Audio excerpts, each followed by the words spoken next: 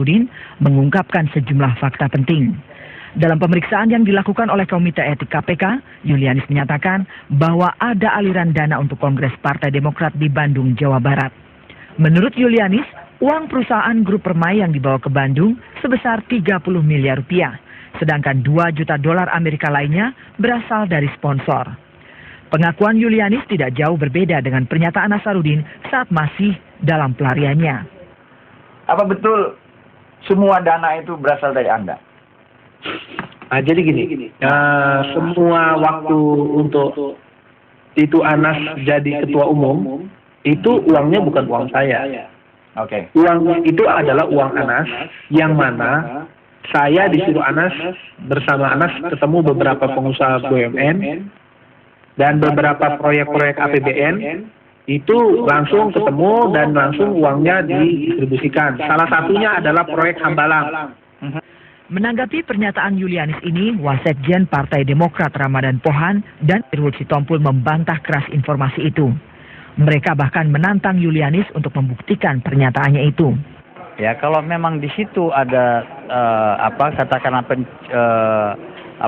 pendistribusian dana 30 miliar dan tentu itu sudah melanggar hukum, yaitu diproses saja begitu. Ya, dengan tegas saya katakan apa yang dikatakan Yulianis itu tidak benar. Kenapa? Saya ini orang yang paling aktif waktu Kongres. Semua para simpatisan saya yang mempunyai hak suara, saya minta untuk mendukung saudara Anas pada waktu itu. Saya tidak ada yang bicara kaitan dengan uang.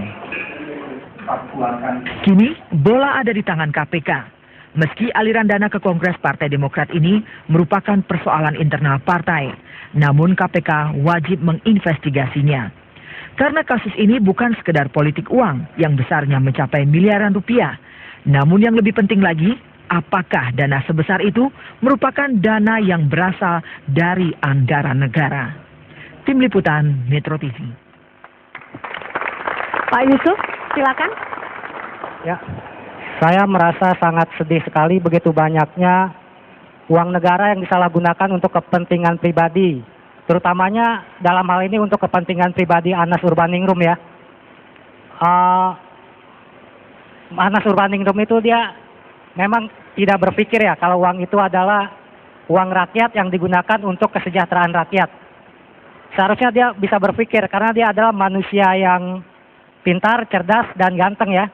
Dan ini Mbak Vivi, saya punya analogi untuk mengumpamakan pemeriksaan KPK belum selesai ya? Oh iya, itu harus dipercepat pemeriksaannya, jangan menunggu terlalu lama, dan kalau terlalu lama lama-lama menghilang dan tidak akan diusut lebih jauh gitu, malah akan dipetieskan.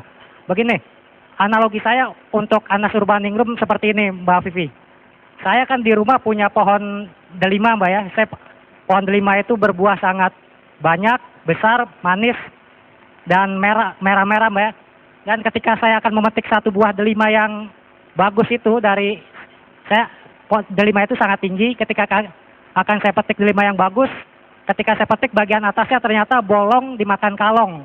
Nah, begitupun Anas Urbaningrum. Dia itu ganteng, manis, cerdas, tetapi bagian atasnya atau bagian atas kepalanya itu tidak ada isinya.